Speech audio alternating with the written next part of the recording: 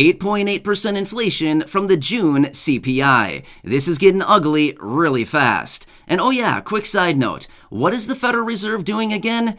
Yeah, exactly. That's what I thought. Anyway, let's get into it and discuss all the details and what analysts and economists are now thinking when it comes to the highly anticipated CPI data release that we're going to be getting in a matter of just days for the month of June. Let's get into it and discuss all the details and what they are now thinking. So in a matter of just days, on Wednesday, July 13th, which is in just a couple days from right now, we're going to be getting the highly anticipated CPI data release for the month of June. This is going to be giving us the latest inflation reading and letting us know where inflation is actually going right now. We would have to anticipate with this aggressive action out of the Federal Reserve, inflation must be going down now, right? Well, only time is going to tell, and that report that we're going to be getting on the morning of Wednesday will give us all that data to see, are they actually making some headway, or are their efforts a complete failure so far? Again, we'll have to see what they actually say. But let's quickly talk about what the analysts and the economists are now saying about the inflation for the month of June, and then of course I do want to talk about the Federal Reserve as well, because this is also a very interesting story. So let's quickly talk about the analysts and of course the economists, what they're anticipating for Wednesday's announcements. Here's what they're anticipating. 8.8% CPI, in other words, inflation for the month of June. Now, has this gone down or is it going up? That would actually be a higher reading than the previous month. Now, over the last several months here, we've been oscillating around the 8.5% range. It's been 8.3, 8.5, 8.6, and now these analysts and the economists are now anticipating 8.8% for the month of June.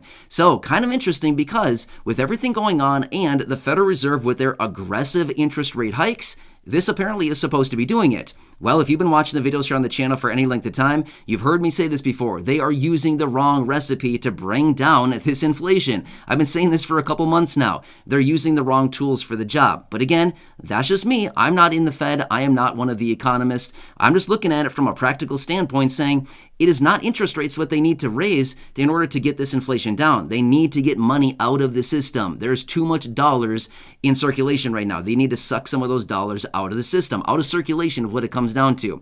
So anyway, kind of interesting, but that is what these analysts and the economists are now saying for Wednesday's report. And who knows, maybe it comes out on Wednesday morning and maybe it's 7.2%. Highly doubt it. Highly doubt it. Maybe it's down a little bit, a couple tenths of a percent. Maybe it's flat, or once again, maybe it rises even higher. And at that point, I'm sure we're going to get a whole bunch of excuses from all kinds of people, politicians, and everybody else coming out of the woodwork, giving all these excuses why we have gone up with inflation rather than just giving us the truth and telling us it's because they're using the wrong tools for the job and they're not really implementing necessary policies to bring this inflation actually down. Now again, why do we care about this inflation? Well, we actually care in a really big way because it's jacking up the price on everybody and we're all getting sick of it. Have you been to the store lately? Well, if you haven't been, you might want to go, or maybe for your own sake, you probably don't want to go to the store lately because prices are significantly higher. If it's been any amount of time since you've been to the store, you're going to be very surprised when you go and look at the prices on the shelf. Everything has gone up in price. Even though we continue to see these articles that come out and say, oh yeah, these big box stores have way too much inventory.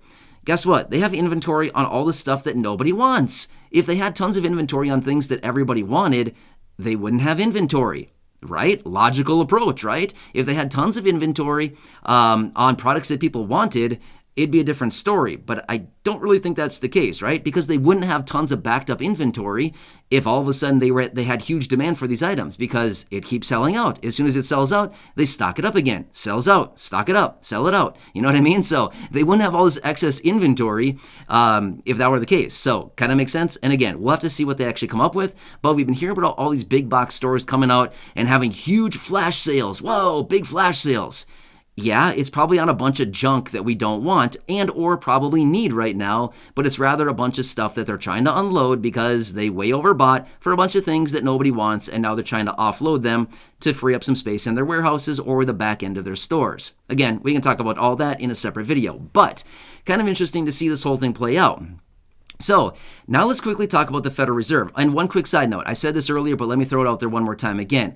I'm recording this video in the evening of, what is today? The 10th of July. So again, we have a couple more days here until the official CPI data release will be coming out on the morning of, Wednesday, July 13th. That's this coming Wednesday, just a couple days from now. They release it at 8:30 a.m. East Coast time. So again, of course, on Wednesday, I'll bring you that reading. But let's quickly talk about the Federal Reserve and what they're doing here, as well as what is anticipated for their next meeting here in a matter of about 2 weeks or so. In about 2 weeks, they'll be meeting once again and coming out with their next FOMC meeting to determine what are they going to do with interest rates.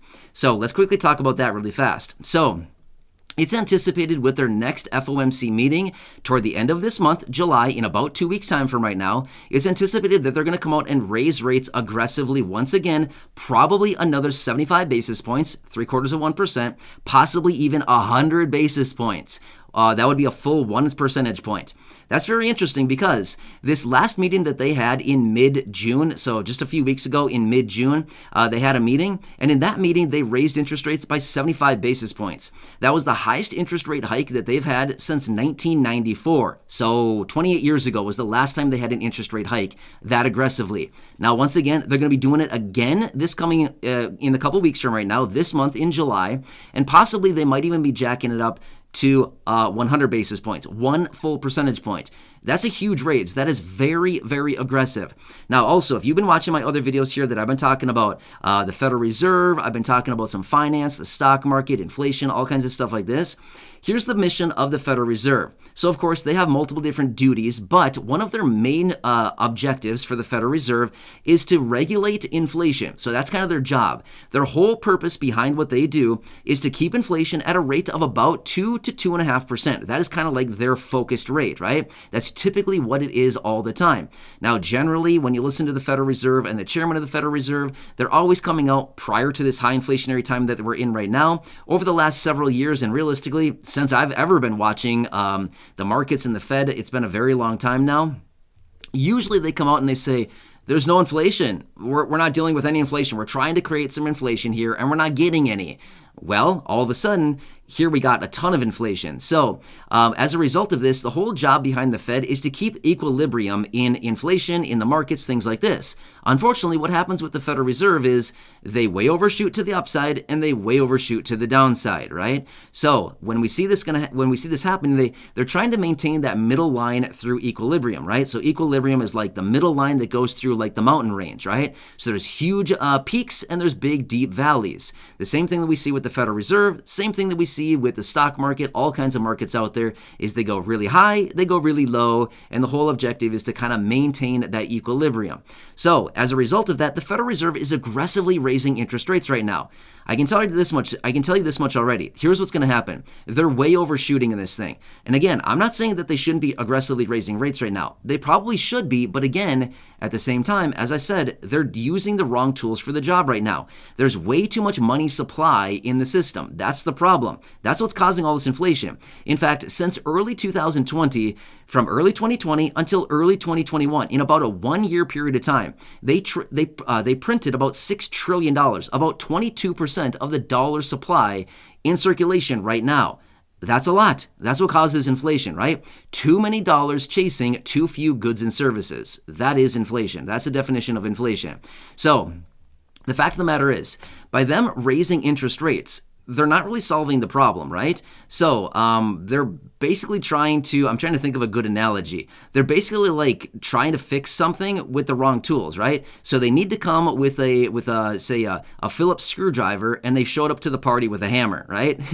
Dude, you got the wrong tool. You know what I mean? It's not going to work, right? You're not going to be able to get the screw out with a hammer, right? You're going to sit there and bang away all you want. It's not going to do anything. It's just going to mess stuff up. And that's exactly what they're doing with their policies right now. What they really need to do is aggressively pull out some of this money supply that we have in the system right now. And again, I want to make it very clear, this does not mean that they need to get out there and take a bunch of money from us. No, I'm not saying that at all. There's so much money in the system, they could take out $3, $4, $5 trillion, and we would never even know what happened, except for the fact of the matter is, inflation would lower quite a bit. That's what they need to do.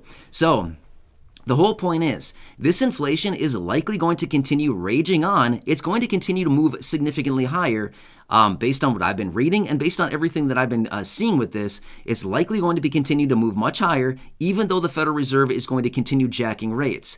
But here's the problem with this. It's like a double-edged sword right now. So here's what's happening. On one edge, we're getting inflation continuing to move higher. Prices are moving higher. There's supply chain issues. There's demand issues. There's supply issues. There's all kinds of things out there, and prices continue to move higher. Have you been to their store lately? You've probably seen a bunch of shortages on your shelf. It's really weird. I'm not sure where you're located, but where I am, the most weird, obscure items are out of stock. You go to try to find like the weirdest item in the world, and it's out of stock. Have you seen that lately? I know I've seen that a few times here in my area. I've been looking for something like nobody buys, and it's like, wait, this is out of stock? You've got to be kidding me.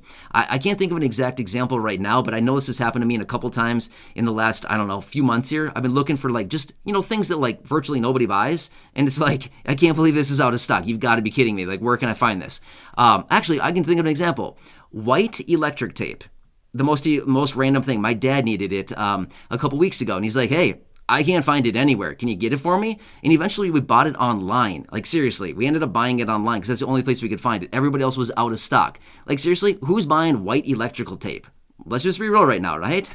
So, seriously, it's so random. That's just one example, but I know that I've had other things previously. But my point is, here's what the double-edged sword is. On one hand, we've got the inflation ripping our faces off at the store, and on the other hand, we have the Federal Reserve jacking interest rates, raising the cost of borrowing money significantly. So if you have any kind of debts that have some kind of interest rate pegged to them, which basically all debt has an interest rate pegged to it, like auto loans, student loans, credit cards, personal loans, lines of credit, mortgages, adjustable rate mortgages, home equity lines of credit, anything like this. Basically any type of debt product, things like this, they're all going up in interest rates. So it's getting way more expensive to use borrowed money. Well, again, this is not good. We're paying more for the same old things. And then again, if we have to borrow money to pay for these things, as in float a balance on a credit card, now we're paying even more for that because the interest rates are going up. So you kind of see how this is working right now? It's not working. The solution is not working.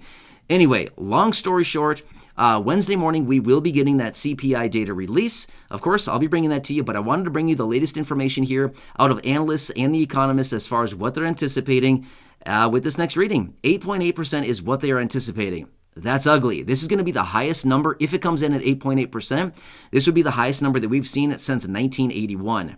Wow. Seriously, 41 years ago. That's a long time ago, right? So historical data, historical inflation even. So anyway, hope this video helps you out. Again, if you're new here or if you haven't done so yet and you enjoy videos like this and you want to stay updated with anything going on in regards to money, inflation, stocks, investing, real estate, crypto, anything like this, make sure to hit that subscribe button down below. I'm watching this stuff all day, every single day. I'm doing tons of research all day.